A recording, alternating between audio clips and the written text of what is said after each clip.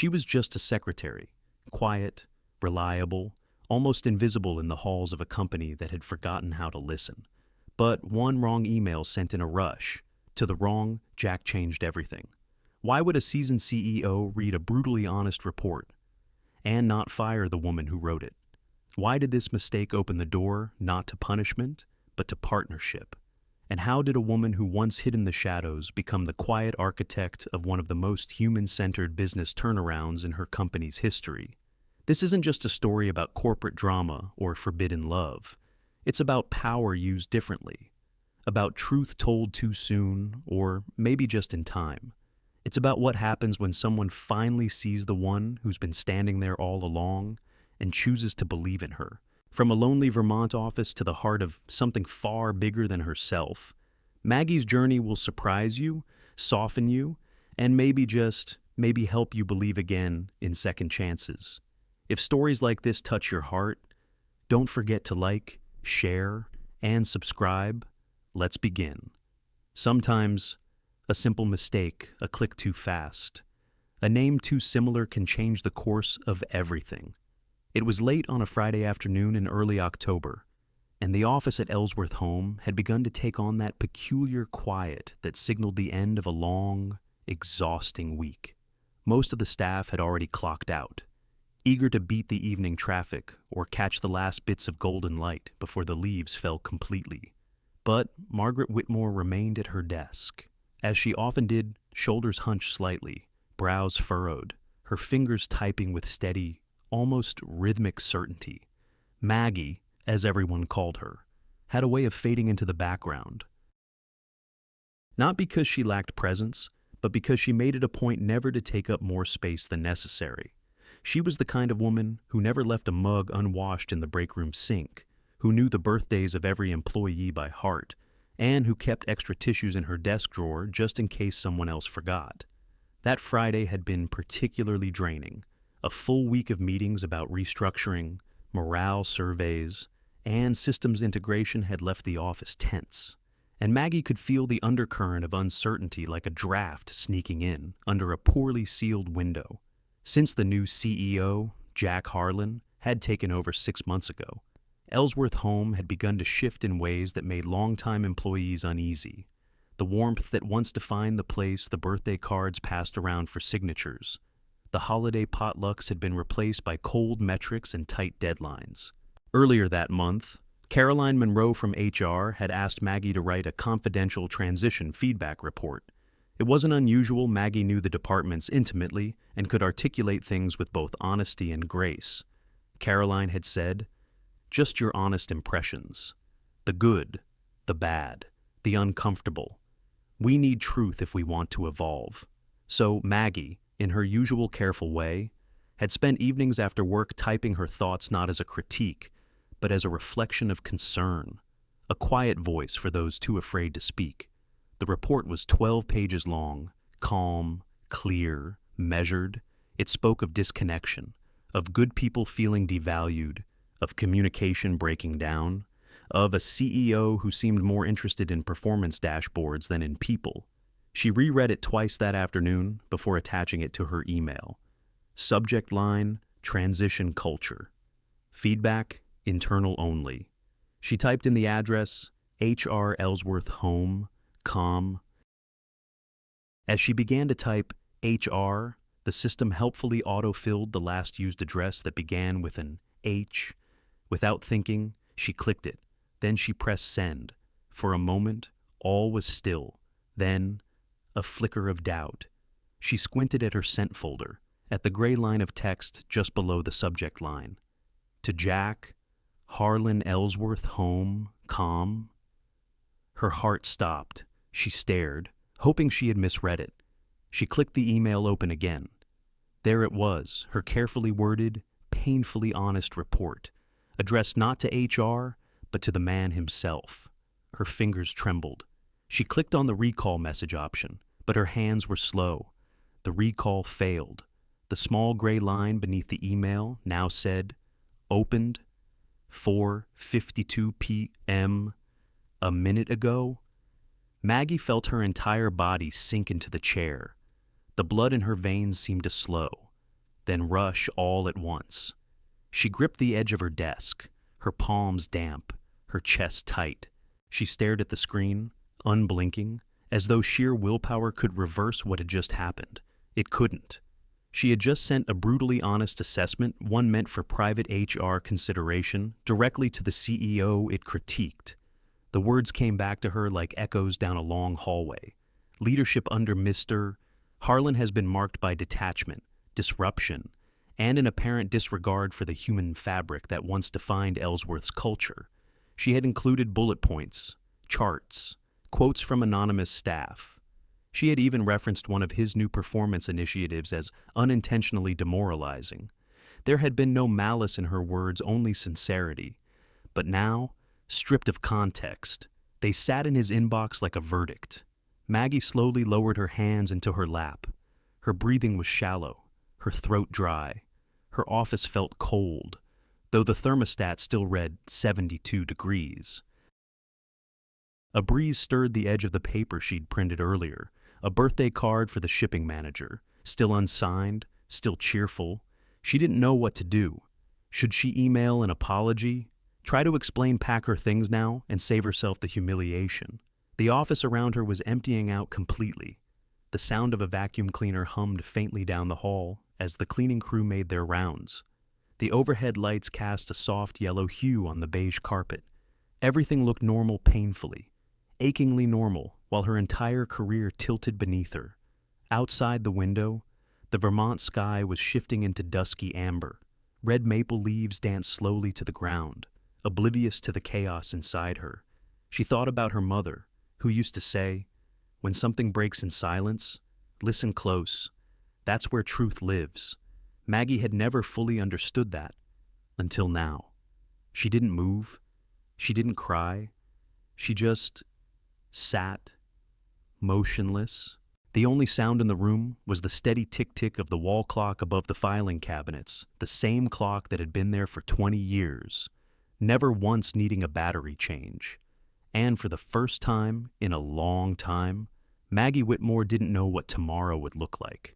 Before that email, Margaret Whitmore was invisible, reliable, quiet, forgettable, but not anymore. All weekend.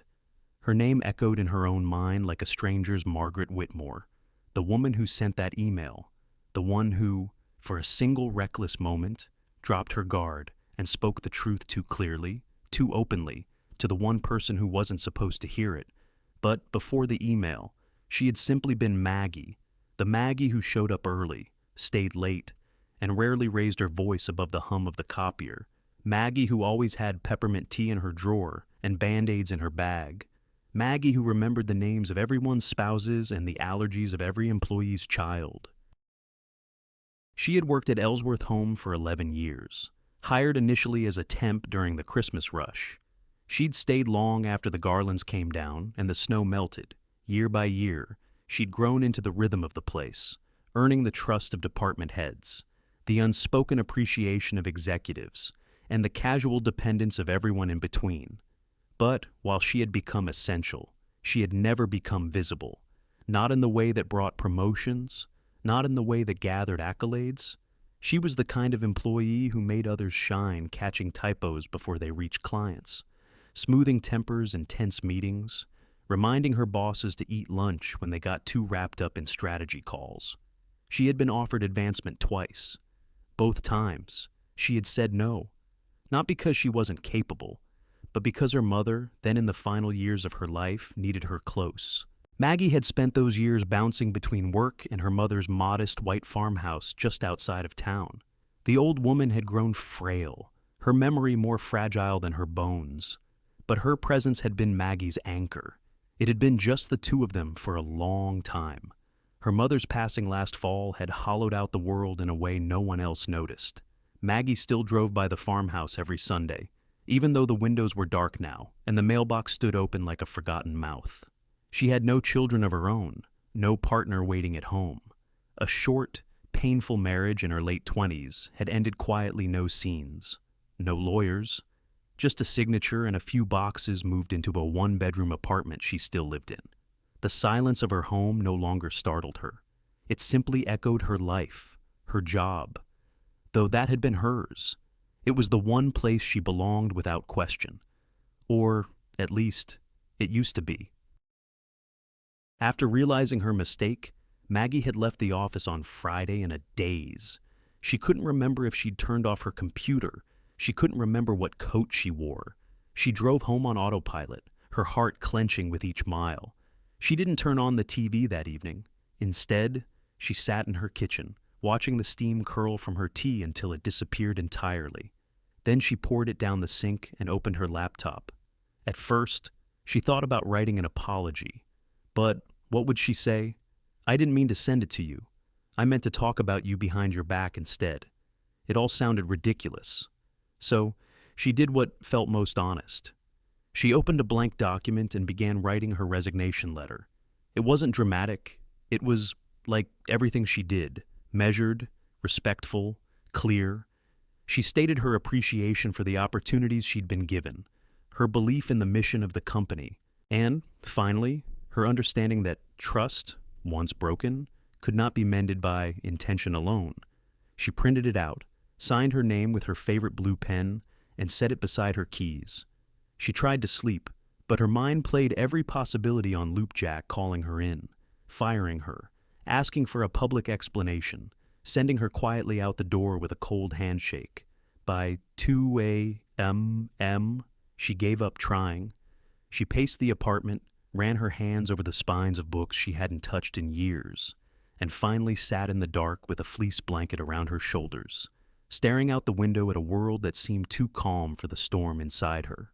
When dawn came, she dressed in navy slacks and a light gray blouse, a color her mother used to call storm cloud elegant. She chose flats over heels. She didn't want to appear confident. She wanted to appear finished. She left early, driving the leaf-strewn roads with the heater on low and the radio turned off. Her hands gripped the steering wheel tighter than needed, and she kept imagining what it would feel like to empty her desk. What would she take? What would she leave? Would anyone stop her by the time she reached the office? It was just 7:48 a.m. The parking lot was still mostly empty. The lights were just beginning to flicker on across the building, and the autumn wind tugged gently at the hem of her coat as she stepped out of her car. Her shoes crunched over scattered leaves as she approached the glass doors. Her reflection distorted slightly in the early light. Inside, the familiar scent of floor polish and brewed coffee greeted her, but it felt distant now, like returning to a house you'd once lived in, only to find someone else's pictures on the walls. She walked past the receptionist's desk still empty and made her way down the quiet corridor. Her footsteps were the only sound, muffled slightly by the carpet she'd once helped choose during a remodeling project years ago. At her office door, she paused, resting one hand on the handle. Her heart beat heavy in her chest, steady but sorrowful. She entered, closed the door behind her, and sat down at her desk. The resignation letter rested in her bag, her hand smoothed over the desk's wooden surface as though saying goodbye. And then, as if time had folded in on itself, she heard it again, the same sound that had ended her Friday, the ticking of the old wall clock above the filing cabinet, its steady rhythm, unchanged, unbothered, unaware. Maggie sat still, back straight, heart bracing for what the day would bring. When the man who holds your future says 9 a.m. sharp, you don't sleep, you rehearse. Margaret had run through every possible version of this meeting in her head at least a dozen times by Monday morning. What to say, what not to say. Whether to bring her resignation letter in her hand or keep it tucked away, whether to apologize first or wait for the verdict to come down like a gavel. But none of her late-night rehearsals could prepare her for the way it actually felt to walk through the quiet hallway leading to the executive offices. It was 8:59 a.m. when she reached the top floor. The elevator ride had been silent, except for the soft hum of the overhead light and the sound of her own breathing. She had pressed the button with a strange mix of resolve and dread, the same way one might knock on a door they didn't want opened. The top floor of Ellsworth Home wasn't like the rest of the building. While most floors hummed with the soft chaos of phones ringing and keyboards clacking, this one felt hushed, almost reverent. The carpet was thicker, the lighting softer, The artwork on the walls, large canvases and deep blues and grays, was abstract and expensive looking. Everything about it seemed designed to remind visitors just how far up they had come. Jack Harlan's office sat at the far end of the corridor, a double door framed in dark wood. No plaque, no name, just a quiet authority that didn't need announcing. Maggie stood outside for a second longer than she needed to, adjusting her blouse, tucking a strand of hair behind her ear, and swallowing the dryness in her throat. Then, precisely at 9:00, she knocked. A single, crisp knock, not too soft, not too loud, measured like everything else she had done for 11 years. "Come in." His voice carried through the thick doors, calm, even without emotion. She turned the handle, pushed the door open, and stepped into the room that most employees never entered unless they were being congratulated or let go. The office was large, but not ostentatious. Floor-to-ceiling windows lined the far wall, offering a panoramic view of the town's modest skyline and the rolling hills beyond. A long conference table stood to one side.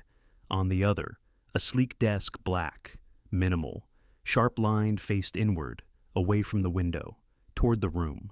Behind that desk sat Jack Harlan. He didn't stand, he didn't smile, he didn't even gesture to the chair across from him. Instead, he looked up at her with an expression that was unreadable, like someone trying to remember if he'd left the stove on. "Have a seat, Margaret." She nodded silently and crossed the room, the sound of her low heels muffled by the thick rug. She sat, knees together, back straight, hands in her lap. Every inch of her posture said, "I am ready to take responsibility." On his desk, centered perfectly, was a printed copy of her report, the report she had never meant for him to read, the one meant for HR, not the CEO. But this copy had been read, thoroughly. The telltale signs were there. Red ink lined the margins of nearly every page. Notes, arrows, underlines. Some pages were even dog-eared, marked for what she could only assume were his favorite sections. He picked it up and held it between both hands, glancing at the first page like it was a menu, and he hadn't yet decided what to order. "You've been thorough," he said, finally breaking the silence. "Painfully thorough." She opened her mouth to speak, to apologize, but he raised one hand without looking up. "Not yet," he said, and then he began to turn the pages, one by one. No rush, no commentary, just the sound of paper shifting in the quiet. Maggie watched as his eyes scanned each line. Occasionally, his brow furrowed. Occasionally, he made a small noise in the back of his throat, something between a sigh and a hum. It was agonizing. She wished he'd yell, or laugh, or slam the report shut and fire her on the spot. Anything but this slow dissection of her words, her truth laid bare in black ink and red corrections. On the 5th page, he paused, tapped the margin with his pen, then turned to her for the first time since she sat down. "Let's talk about your numbers," he said, setting the report down gently on the desk, like it was something fragile, his eyes a sharp, wintry gray locked onto hers, especially the part about morale dropping 28% in Q3. There it was. Her breath caught, just slightly. She had expected anger, maybe even dismissal, but not an invitation to talk about the numbers. She searched his face for clues, but it gave away nothing. He looked the same way he did in company meetings, focused, analytical, quietly intense. "Yes, sir," she said softly, hands still folded, voice steadier than she felt.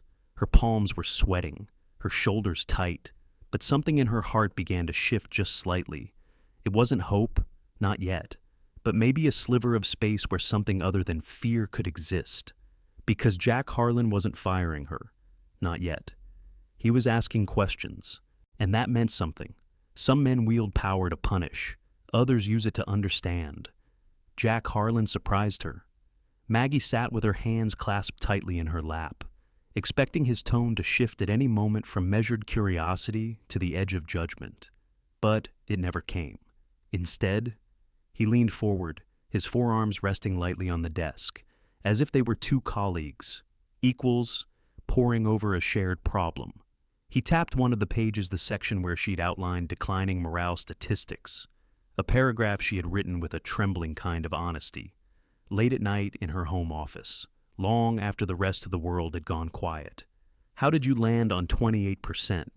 His question was simple, neutral, not doubting, just seeking. She cleared her throat.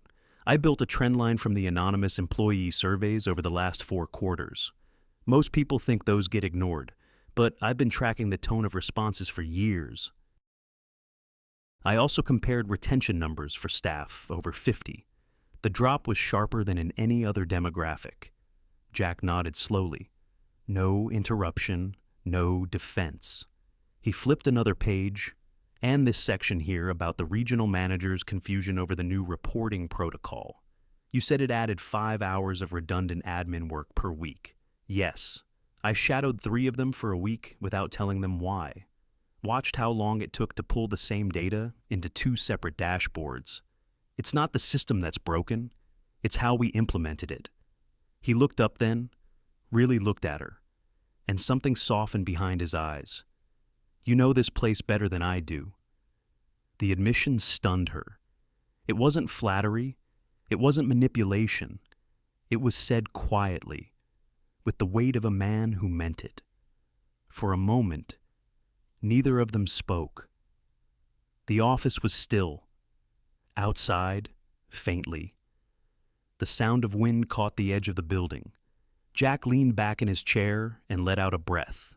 I've been trying to right a ship that's been sinking in slow motion for years. My father never told me just how deep the water had gotten before he stepped away. We're sitting on nearly $5 million in quietly aging debt, most of it tied to legacy contracts that haven't been reviewed since the early 2000s. Maggie blinked. $5 million. No one at her level had ever been told that. Most of the companies still talked about Ellsworth Home like it was the golden egg of the region, stable, proud, unshakable. But Jack wasn't done. I was hired to be the change agent, he said, with a faint bitterness in his tone. Bring in new systems, streamline processes, modernize operations. But I underestimated the cost of breaking things that weren't broken and the people who held them together. Maggie felt her throat tighten. Her report hadn't been written to wound. It had been written to protect, to speak for the ones who didn't get invited into meetings, who couldn't explain in charts what they saw slipping away, like Janet from finance, who cried quietly at her desk the day she got her early retirement letter, or Carl from facilities, who spent 30 years making sure every floor was clean enough to eat off, only to be replaced by a third-party contract overnight. Maggie inhaled sharply. You let go of people who were the soul of this place, she whispered, more to herself than to him. They gave everything, and no one even said goodbye. Her voice cracked on the last word, and to her horror, to her utter disbelief, she felt tears welling in her eyes. Jack didn't flinch. He didn't look away. He simply waited, and so, for the first time in a long time, she let herself cry. Just a few silent tears, nothing dramatic, but it was enough to release something in the room that had been wound too tight. Jack passed her a tissue from the edge of his desk without a word. She took it, dabbed her eyes, and sat back a little. I didn't mean for you to read it, she said quietly, voice still thick, but I don't regret writing it. I'm glad I did, he said simply. They sat in silence for another long minute. Not awkward, just quiet. 2 people sitting on opposite ends of a fault line, both trying to decide if there was still time to rebuild. Then, Jack tapped his fingers gently against the desk. Margaret, he said, using her full name again, but this time with less formality. Would you ever consider working more directly with me? She blinked, unsure if she'd heard him correctly. He continued, I need someone who knows what this place was and what it could still be. Someone who sees through the noise and isn't afraid to tell me the hard things. You've already proven you're capable of that. Maggie opened her mouth, then closed it again. Was this real for 11 years? She had been the silent keeper of the flame, making sure the gears kept turning, unnoticed and unthanked. Now, the man at the top was not only listening, he was inviting her in. She didn't answer right away. Instead, she looked down at the printed report between them, the one filled with red ink, and saw it differently now. Not as a record of all the things that were wrong, but as a beginning. It started with data, but something softer was beginning to form between the lines. At first, Maggie told herself it was just a new kind of assignment, unofficial, temporary, and purely analytical. Jack didn't offer her a title or a raise, just trust. A seat across from him, not below him. That was enough. Her first task helped him measure the impact of the company-wide changes over the past year. Not just in numbers, but in people and culture, in loss, in quiet discontent that never made it into spreadsheets. She approached it the same way she always had, thoroughly, quietly, with that same yellow legal pad and 3 pens in her tote bag, black, red, and blue. But now she sat across from the CEO, not alone in a corner cubicle. They met in his office, in the small conference room near the executive wing, in the break room after hours when the building had emptied. No titles, no assistants, just 2 people poring over printouts, asking questions that were finally allowed to be asked. At first, their conversation stayed on the surface policies, patterns, projections, but late nights have a way of softening armor.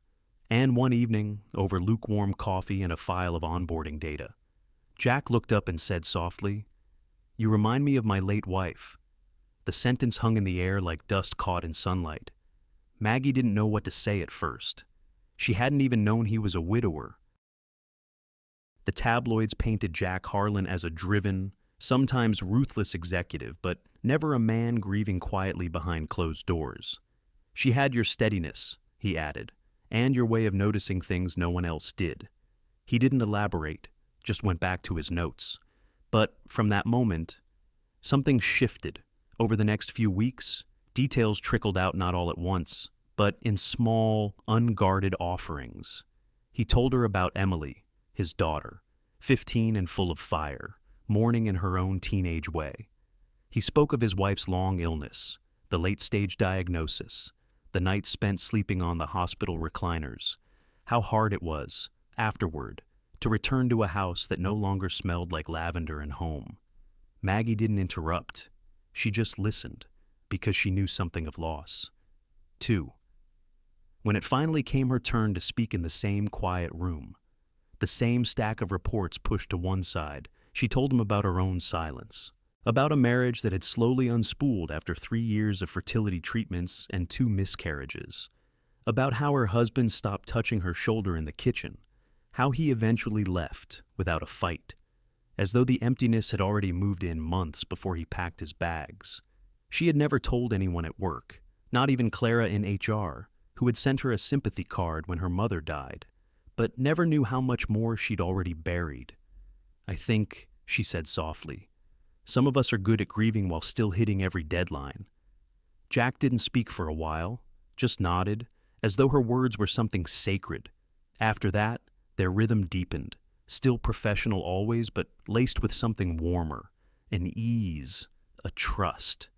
They began working later into the evenings, talking about people, not just processes, about how to rebuild trust in a place where layoffs had left shadows, about how to create safety again, not just financial, but human. One evening, well after 7, they ordered pizza, not from the trendy wood-fired place Jack's assistant always suggested, but from the corner shop Maggie had gone to for years, the one with cracked vinyl booths and a jukebox that only played songs older than either of them. They ate it in the conference room. Jack loosened his tie. Maggie kicked off her shoes under the table. Outside, the sky shifted from pink to navy. Inside, a single desk lamp lit the reports neither of them was reading anymore. Their conversation meandered. Books, childhood, favorite sandwiches, the kind of small talk that felt oddly large when the silence between it stretched comfortable and unhurried. At one point, she said something that made him laugh, not a polite chuckle, but a real, throat-deep laugh that surprised them both. She looked up, and he was still watching her when their eyes met. Not just watching, not just professional curiosity. There was something in his expression gentle, intent, unspoken. It held there, suspended in the quiet, not heavy, not inappropriate, just honest. And Maggie felt her breath catch, just slightly, not in fear, but in recognition. It wasn't romance, not yet. But it was a crack in the armor, a door left ajar.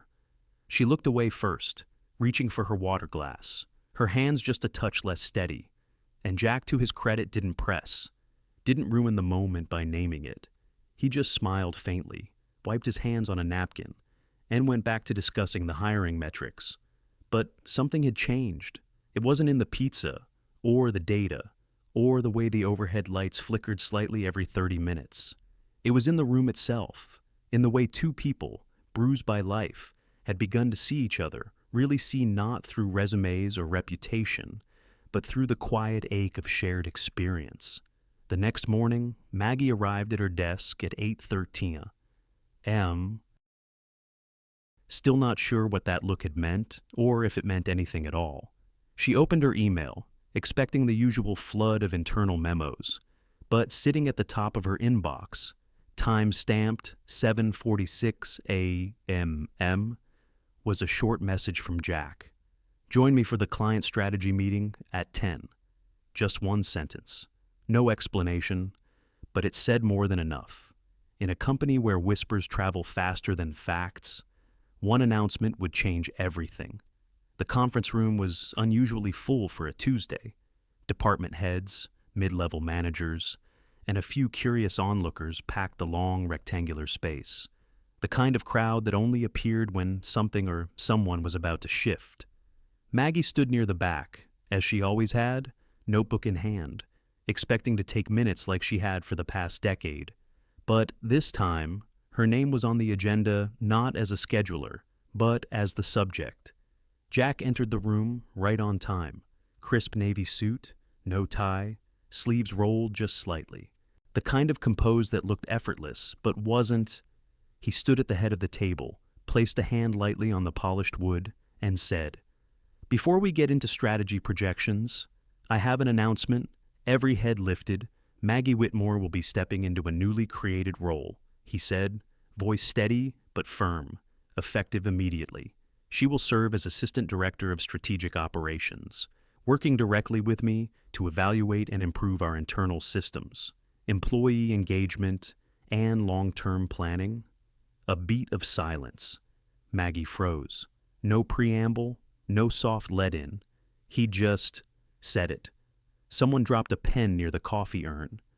A few eyes darted in her direction. Clara from HR blinked twice. One of the logistics managers tilted his head like he hadn't heard correctly. And then, after what felt like a full minute suspended in molasses, someone clapped. It was Janet. From finance, one of the few older employees still left after the restructuring. Her applause was polite but steady, like she meant it. A few others followed, some half-hearted, some sincere, but there were just as many who didn't move, just watched, faces unreadable. No one spoke, no one questioned the decision, not out loud. Jack continued as if nothing unusual had occurred, diving into revenue charts and operational KPIs. Maggie sat down slowly, feeling every pair of eyes in the room on her shoulders, her hands, her breath. No one mentioned that she didn't have an MBA. No one brought up that her title, just days ago, was still Senior Executive Secretary. But the silence around those omissions felt louder than words. After the meeting, people filtered out quickly the way they do when they're not sure how to approach someone who's suddenly changed rank. A few offered polite congratulations. A few more avoided eye contact altogether. Back at her desk, Maggie sat motionless. She hadn't asked for this title. Jack had offered it after their third late-night meeting, after reviewing the performance reports she'd helped rebuild from scratch. "You already do the work," he'd said. "Let's just call it what it is." But now that it was real public, she wasn't sure what she felt. Pride, maybe. Fear, certainly. That afternoon, as she returned from lunch, she noticed something different in the way people looked at her. Slightly longer glances, whispered questions behind coffee cups. One woman in marketing even paused mid-sentence when Maggie passed by, as if caught saying something she shouldn't. At 4:37 p.m., The email came in. No subject line, no signature, just one sentence, sent to the entire executive board. Favoritism. She wasn't meant to see it, but Clara from HR had forwarded it to her, gently, with a note. You should be aware. Maggie read the message 3 times. Favoritism. It stung. Not because it wasn't predictable, but because it cut to the one fear she hadn't voiced even to herself. That they would think she earned the role not through merit, but through proximity. That her evenings working late, her insights, her care, would be rewritten as manipulation. That her story would become someone else's rumor.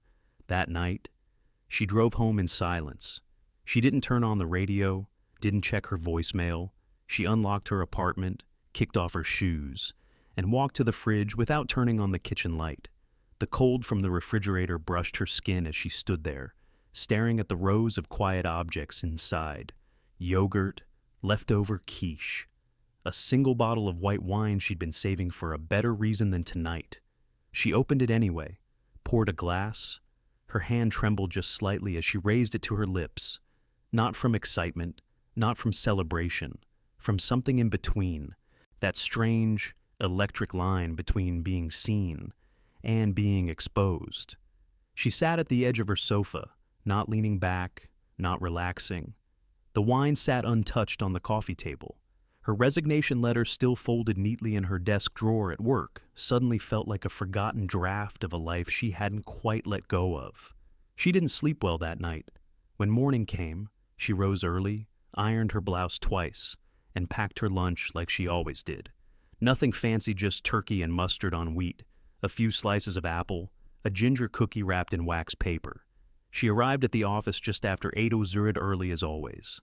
The same receptionist nodded at her warmer than usual. Clara gave her a small smile. Jack hadn't arrived yet. At 9:42 a.m., there was a soft shuffle near the front.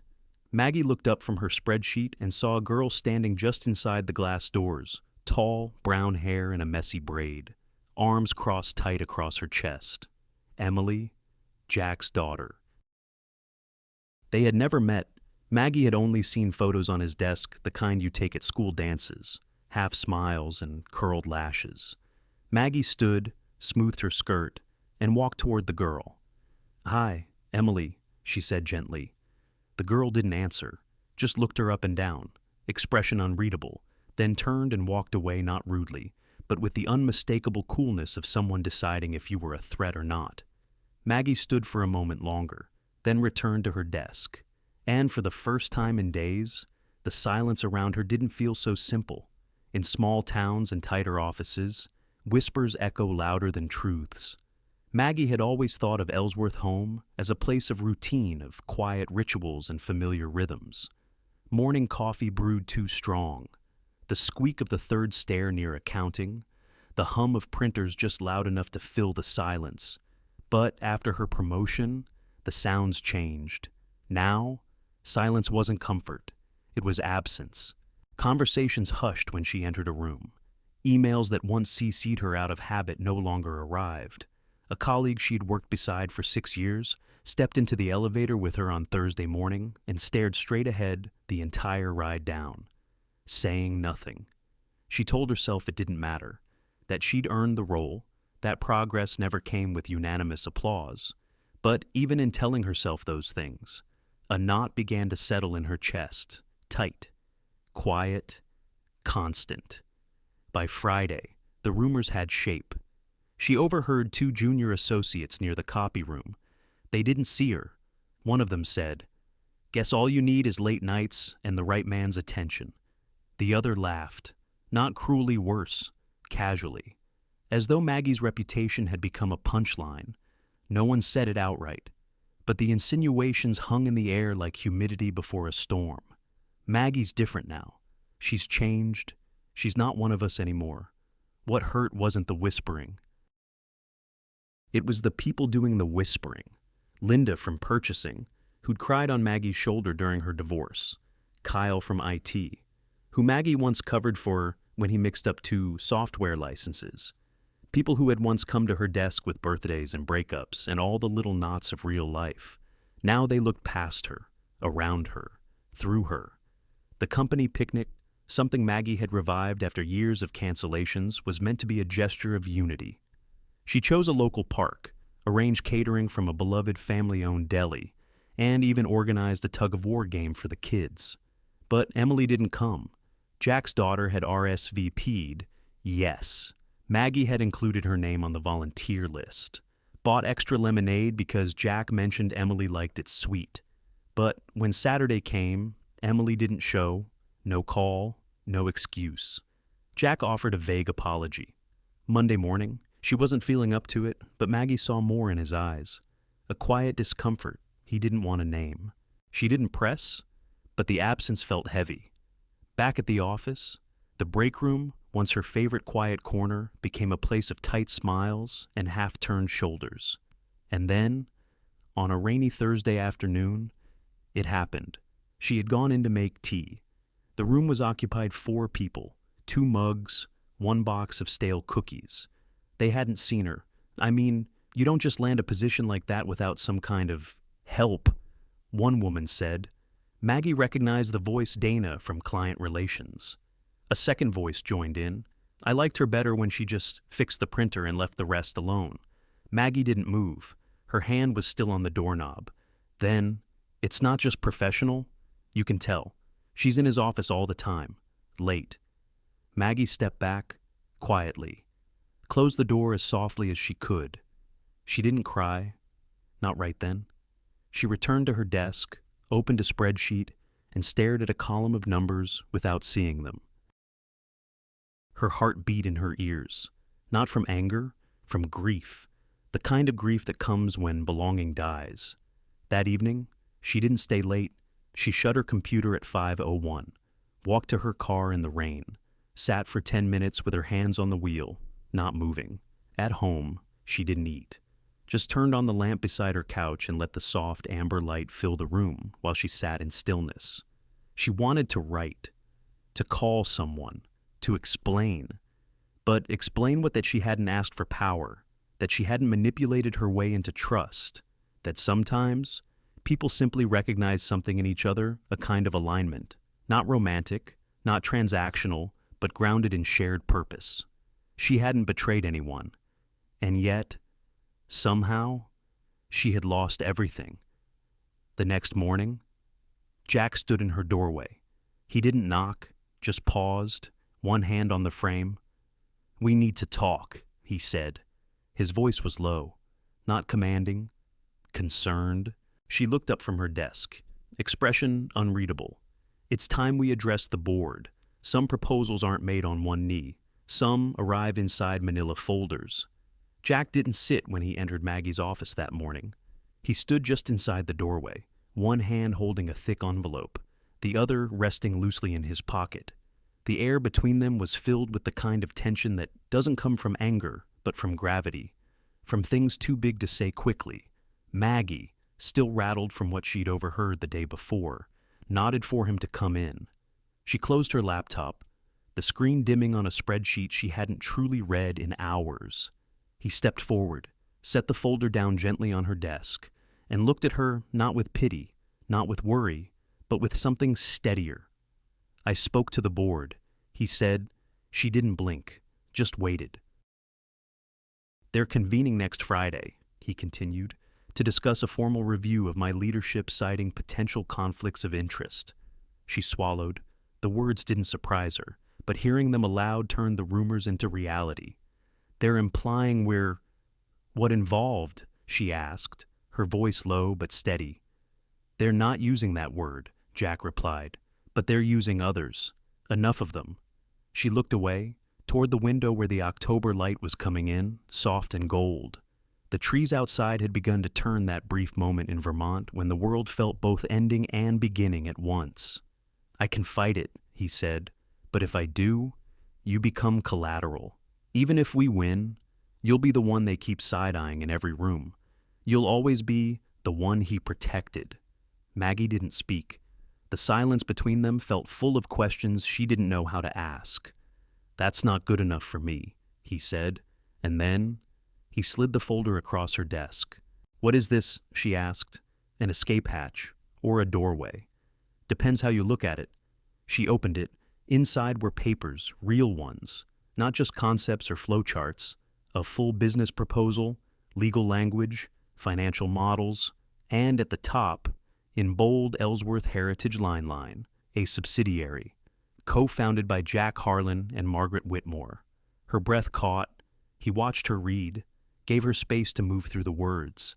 She could see pieces of her own ideas embedded in the plan, suggestions she'd made in passing during late-night brainstorms, notes she'd once written on a post-it and left on his desk. Local is the new luxury, why not lean into what this town already does well?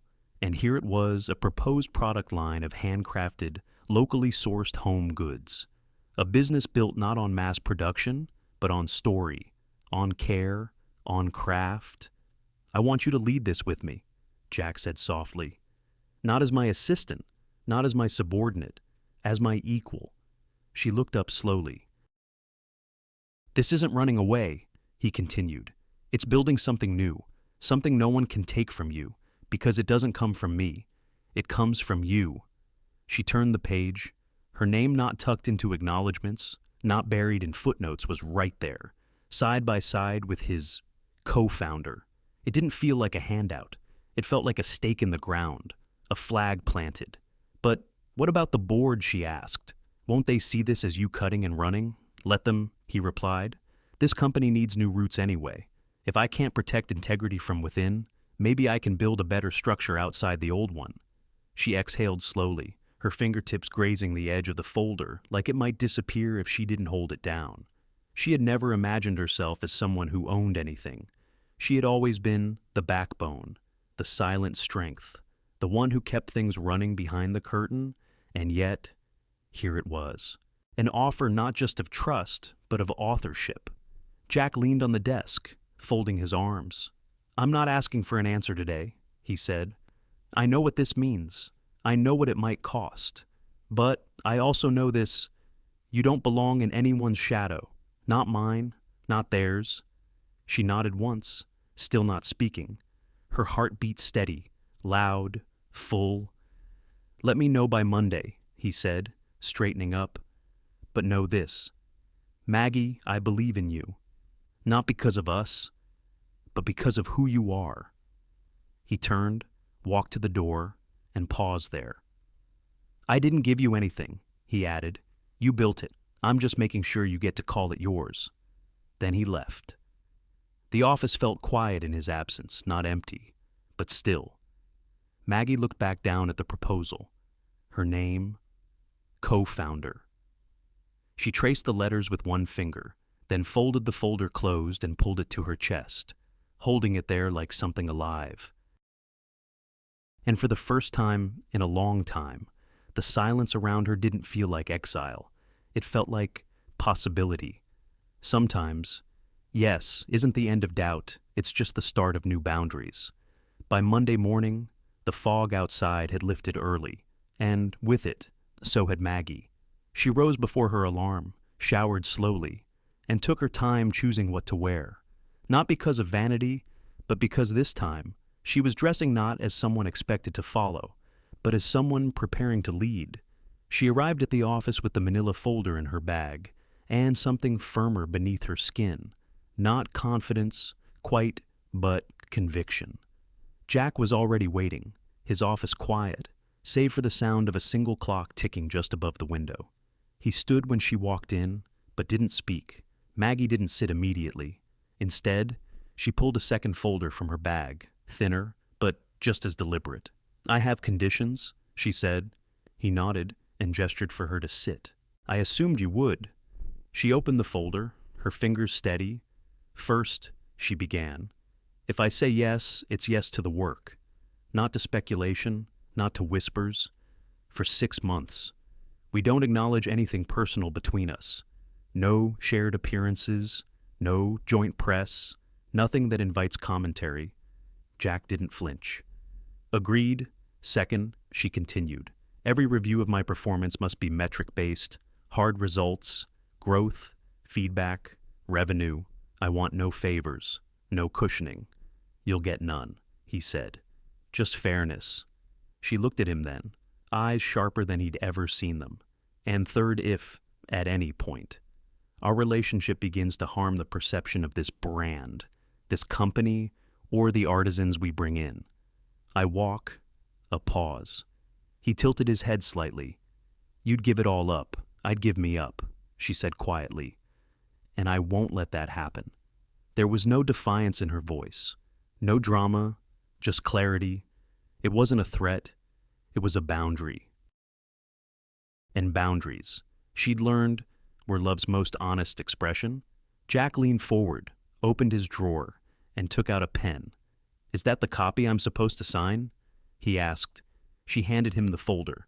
It contained her version of the partnership agreement, same content, but with her 3 conditions attached, 3 clauses typed plainly, without legal jargon or emotional flourishes. Jack read them line by line. When he finished, he didn't comment, didn't negotiate. He signed, then he looked at her, the corners of his mouth curving just slightly. I'm proud of you, he said. She didn't smile. Not yet.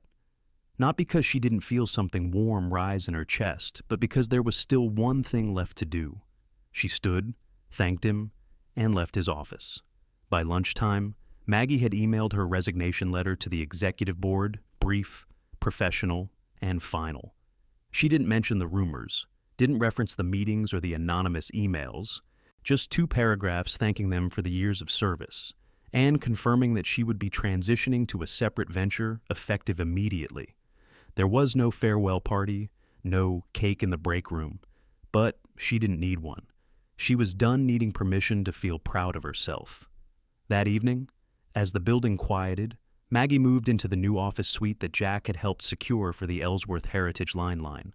It wasn't large, just 2 rooms and a small showroom space, but it had high windows, original oak floors, and the smell of fresh paint and something else possibility. She placed her laptop on the corner desk, then reached into her coat pocket. Wrapped in soft cloth were a pair of earrings, small gold studs with tiny seed pearls. Her mother's. She unfolded them carefully and set them on the desk, just beside her notebook. Her mother had worn them every Sunday, even when her hands trembled too much to fasten the backs. Even when Maggie had to help her with the clasp, the little nod of thanks between them, always silent, always understood. They weren't lucky charms, they weren't decoration, they were memory, quiet promises, proof that some things, some people still shaped her. Even after they were gone, Maggie didn't cry. She didn't need to. Instead, she sat down, opened a blank document, and titled it Ellsworth Heritage Line, Vision Draft. V1. Then, with the soft sound of typing beneath her fingertips and the earrings catching just the faintest glint of late-day light, she began. Not to impress anyone, not to prove anything, but because she was finally building something that was hers on her own terms, with no spotlight but the one she lit from within. Success isn't always in skyscrapers. Sometimes it smells like cedar and soap. The first thing Maggie noticed when she stepped into the old workshop on Elm Street was the smell, a blend of sawdust, beeswax, lavender, and a hint of something floral, maybe lilac. It wasn't the sterile air of boardrooms or the burned coffee scent of the break room. It was alive, warm, human. She had grown up around smells like this. Her grandfather's shed had always carried the scent of cedar and motor oil, and her mother's hands had always smelled like handmade soap and garden soil. Now, in this modest building with its paint-chipped windows and creaky floorboards, Maggie felt something that had eluded her for years: belonging. The artisans were already at work when she arrived. Some were older retired teachers, former factory workers, grandmothers with nimble fingers and sharp eyes. Their hands moved with ease over wood, fabric, and clay. But their eyes watched her carefully, not with suspicion, but with the caution of those who had been overlooked too many times before. She didn't come with a clipboard, no power suit, no press release, just jeans, a notebook, and the simple honesty of someone willing to listen. "Don't tell us what sells," one of the older men said gruffly. "Tell us why it matters." She had smiled then. "That's why I'm here.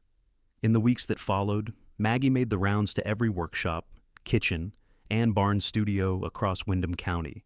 She met a woman who carved wooden spoons by hand, using tools passed down from her father, a couple who brewed small-batch elderflower syrup in an old dairy barn, a retired textile artist who wove throw blankets with Vermont sheep's wool and dyed them in faded autumn tones. None of these makers had ever been in corporate supply chains. They didn't speak in metrics or margins. They spoke in time how long it took a bar of soap to cure, how the texture of yarn changed in cold weather, how the light from the west-facing window affected the glaze on pottery. Maggie learned to ask different questions. Not, "What's your price point?" but "What story does this hold?" Not, "Can you scale this?" but "How many could you make without losing what makes them real?" When the first batch of the Ellsworth Heritage line was ready, a curated mix of soaps, wood crafts, woven textiles, and preserves, they didn't launch online or in a glossy showroom. They went to the Maple and Craft Fair in Brattleboro, a beloved annual event that drew neighbors, tourists, and local press. It wasn't high fashion. It wasn't glossy. It was folding tables, handmade signs, children with face paint, and the smell of kettle corn in the air. Maggie helped set up at dawn. No assistants, no clipboard, no title badge, just her, a few volunteers, and a table of products wrapped in brown paper, tied with twine, each with a handwritten tag noting the maker's name and town. By noon, the table was half empty. By 2, they had to call the woodworker to bring more spoons. At 3, the syrup jars were sold out, but more than sales. It was the faces that stayed with her people stopping, smiling, picking up a bar of soap and inhaling deeply, like they were remembering something buried. A woman ran her hands over a wool blanket and said, "My grandmother used to make these." A teenager picked up a spoon and said, "I want to learn to carve like this someday." It was near closing time when an elderly woman in a lavender cardigan came to the table, her hands shaking slightly as she reached for a jar of peach preserves. She turned to Maggie. "Did you make this?" she asked. Maggie shook her head, smiling. "No, ma'am, but I helped bring it here." The woman nodded slowly, then gently took Maggie's hand in both of hers, fragile, warm, worn with time. "Thank you," she said, her voice barely above a whisper. "Thank you for making something that remembers who we are." Maggie felt a tightness in her throat then, not pride, not ambition, something quieter, something older, like her mother's touch, like the feel of the garden in early spring, like Sunday morning pancakes and handwritten recipes and the stories we forget until we smell them again. That night, she drove home under a dusky sky. The sun slipped behind the hills in slow layers, like folds of an old quilt. She didn't turn on the radio. She didn't need to. When she reached her apartment, she kicked off her shoes and went to the small desk in the corner, the one her mother had used for writing grocery lists and birthday cards. In the top drawer was a notebook, worn soft from time. Her mother's. Maggie opened it carefully. The pages were filled with recipes, pressed flowers, and little notes in the margins, reminders, quotes, prayers. On the first blank page, she picked up a pen and wrote "Today." I remembered why I started. Then she closed the book and placed it back in the drawer, next to the earrings. The house was quiet, but her heart was full. And for the first time in a long time, success didn't look like headlines or corner offices. It looked like fingerprints in clay, like the warmth of beeswax in a barn, like something that finally felt like home. Some victories don't need a stage, just a kitchen table, 2 mugs, and a quiet. We did it. It was a chilly morning in early November, the kind that arrived with breath visible in the air, and sweaters pulled close even indoors. Maggie stood in the small office of Ellsworth Heritage Line, watching steam rise from her cup of chamomile tea. The window pane had a faint fog over it, and outside, the trees had nearly shed their leaves. What remained clung like soft memory, golden, stubborn, and beautiful. A year had passed, 12 months since she said yes with conditions. 12 months since she walked away from a title that had never quite fit and stepped into something that felt entirely hers. And it had grown. What started as a modest showcase at a local craft fair had blossomed into a thriving brand, not flashy, not viral, but quietly beloved. Their handcrafted soaps, wooden goods, and woven blankets were now featured in the boutique shops across New England. And their direct-to-consumer website had back orders stretching into next season. More importantly, the artisans had grown with it. Maggie had insisted on keeping everything local, profit-sharing with makers, and ensuring every product included the story of the hands who shaped it. The numbers reflected the care. Revenue had exceeded projections by 37%, but Maggie never bragged about the numbers. She cared more about the handwritten thank you cards they received from elderly women who said the lavender solve reminded them of their childhood, or the young artist who was able to buy her first kiln because of a wholesale order. She was reviewing next quarter's growth model when Jack knocked once and entered no formality between them now. He carried 2 coffee mugs and a sealed envelope. She smiled and accepted the coffee, still bringing me decaf like I'm fragile. "You're powerful, not fragile," he said, sitting across from her. "And you asked for less caffeine. I'm just honoring boundaries." They laughed softly, the kind of laugh that lives deep in the chest. Easy, earned. He handed her the envelope. "What's this?" she asked, raising an eyebrow. "Official letter from the board," he said. "Don't worry, no rumors this time." She opened it carefully, unfolding the crisp letterhead with practiced calm. Inside, in plain formal language, the board of Ellsworth Home extended a unanimous offer, Chief Operating Officer, Ellsworth Heritage Line Division. She blinked once, then looked at Jack. "This time, they asked you," he said, "because of what you built, not because of me." She didn't answer right away, just set the letter down, her fingers resting on its edge. Then she said, "You know I don't need titles." "I know," Jack said, "but sometimes the world deserves to recognize what you've already claimed." There was a pause, not awkward, but full. Then Jack reached into his jacket pocket again, but this time it wasn't an envelope. It was a small, square velvet box. He didn't go down on one knee. He didn't recite a speech. He simply set it on the table between them and said, "Last time, I offered you a company. This time, I'm offering my life." Maggie looked at the box for a long moment before opening it. Inside was a ring simple, timeless, a modest oval stone flanked by 2 smaller ones. Elegant, grounded, like her. He continued, "Not because it fixes anything, not because it solves appearances, but because we've built something quietly, imperfectly, and I want to keep building, with you." Tears pricked the corners of her eyes, but she didn't cry, not quite. Instead, she smiled. "I don't want a pedestal," she said. "I want a porch swing. I want coffee mugs. I want someone to hold my hand when I forget who I am."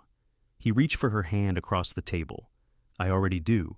A few weeks later, on a crisp Saturday afternoon, they stood in the backyard of Jack's family home. No altar, no tuxedos, just string lights wrapped through bare branch trees, folding chairs set in the grass, and a long wooden table filled with soup, bread, and pies made by neighbors and friends. Emily stood at Maggie's side as she pinned a small linen handkerchief into Maggie's palm. "It was Mom's," Emily whispered. "She embroidered it when I was born."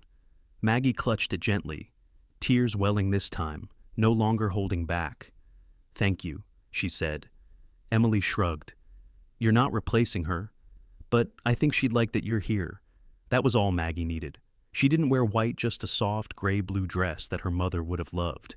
She didn't walk down an aisle. She stood in a half-circle of people who had come not for spectacle, but for meaning.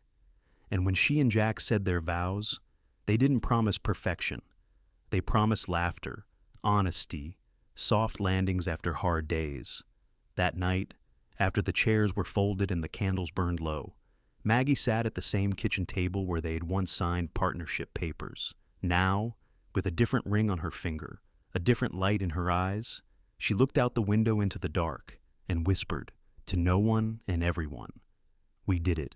She printed it, framed it, hung it right where everyone could see it, the email that almost ended her career. It was still there, in her office on the 4th floor, just to the left of the window that overlooked the elm trees on Main Street. The frame wasn't ornate, just dark wood with a linen mat, but inside it rested a single printed page, a plain email, black and white, the subject line, bold, transition culture.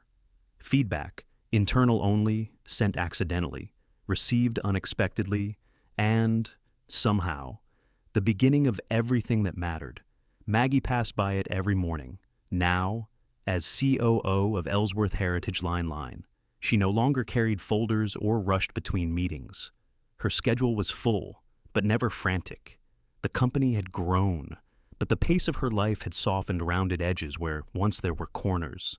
She moved through the halls with quiet purpose, her heels steady on the worn wooden floors that had seen 100 years of footsteps before hers. Colleagues greeted her not with forced politeness, but with genuine warmth. "Morning, Maggie. Good to see you. Ma'am, your panel last week." Everyone's still talking about it, and she smiled each time, not because she needed the affirmation, but because it reminded her how far she'd come from the woman who once wanted to disappear after pressing send. Her office, once sparse, now carried the gentle layers of a life built deliberately. A wool throw draped over the chair by the window, made by one of their first weavers. A ceramic mug, uneven in the way only hand-thrown clay could be, held her favorite cinnamon tea, a framed photo of her and Jack at last year's town, harvest fair not posed, just laughing over spilled cider. And then, of course, the email. Beneath the frame, a small plaque read, "Start with truth. Let it build the rest." Maggie had written that line herself. It came to her one evening months ago, as she watched a group of interns debate which tagline to use for their winter catalog. One had suggested a catchy phrase about authenticity, and another, eager to impress, started quoting market research. Maggie had smiled, then quietly said, "Authenticity isn't something you advertise. It's something you live." The room went quiet, the interns scribbling as if she'd handed them a revelation. But for Maggie, it wasn't profound, it was just real. She poured herself a fresh cup of coffee, the scent filling the room like an old song.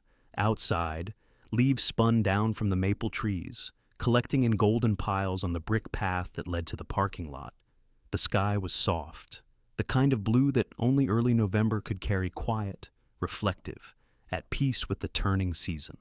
She sat down slowly, not with exhaustion, but with intention. The weight of her work no longer pressed on her, it rested with her, like a friend who had learned when to speak and when to simply stay close. Across her desk sat a notebook, the same one she'd started on her first day as co-founder. The pages were filled now notes, sketches, names of artisans, shipping dilemmas, moments of doubt, and lines of quiet victory. On the final page, she'd recently written, "We don't just sell products. We honor the hands that make them." She closed the notebook, letting her fingertips rest on the cover. There was no music playing, no alerts on her phone, just the ticking of the old clock on the wall, the same one from her first office, now refurbished and still counting forward, softly.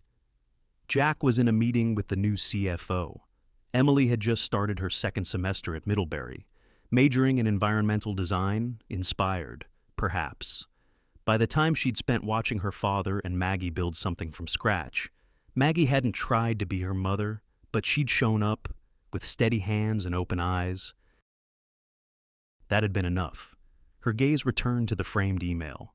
She remembered the fear, the flush of heat on her neck, the pit in her stomach when she realized the mistake, how she'd sat frozen for minutes, staring at the screen like it might take it back. And now it was a landmark, a mile marker of misstep that turned out to be a compass. Not because it was perfect, because it was honest. And someone had read it not as offense, but as invitation. That had made all the difference. Sometimes, people asked her why she'd framed it, Why keep something that could remind her of failure? She always answered the same way. It's not about the mistake. It's about what came after. Outside, the wind picked up, scattering leaves across the pavement. A delivery truck rumbled by, its side marked with the Ellsworth Heritage Line emblem, a silhouette of a pine tree and hand-stitched banner. Maggie sipped her coffee and let the warmth settle into her. No speech awaited her today. No big meeting, no crisis, no spotlight. Just the work, just the purpose, just the quiet knowledge that she hadn't needed to shout her way into a legacy. She had written it, word by word, action by action. And yes, even through a mistake. She leaned back in her chair, letting the sun filter through the window and land across her desk like a blessing. Sometimes, success didn't feel like a victory lap. Sometimes, it felt like this: a framed email, a quiet room, and the peace of knowing she had built something that mattered from truth. The words below the frame seemed to whisper again. Start with truth. Let it build the rest. And then, as if echoing from that long ago afternoon when everything almost fell apart, her own voice returned to her, not in fear, but in grace. Sometimes, mistakes are just truth in disguise waiting to find the right eyes to read them. Sometimes, the moments that feel like the end are just the beginning in disguise. Maggie's story reminds us that truth, even when spoken in fear or by accident, has a strange way of finding the right ears. In a world that often values noise over honesty, it takes quiet courage to speak up or to keep showing up when no one seems to notice. Her journey teaches us that mistakes don't define us. What we do next does. That respect, once earned through integrity and care, holds more weight than titles ever could. And perhaps most importantly, it reminds us that it's never too late to start again, to love again, to lead with purpose, to build something meaningful, even from broken beginnings. So, if you've ever felt overlooked, undervalued, or unsure, remember Maggie. She didn't fight her way to the top. She rose by staying true to who she was and by trusting that quiet truth always has a voice, if someone's willing to listen. Thank you for spending your precious time with us today. If this story touched your heart, even just a little, we hope you'll pass it along to a friend, a loved one, or someone who might need a gentle reminder that it's never too late to begin again. Don't forget to like, share, and subscribe to our channel for more stories that heal, inspire, and connect us one quiet voice at a time. Until next time, take care of your heart and keep listening for the stories that matter.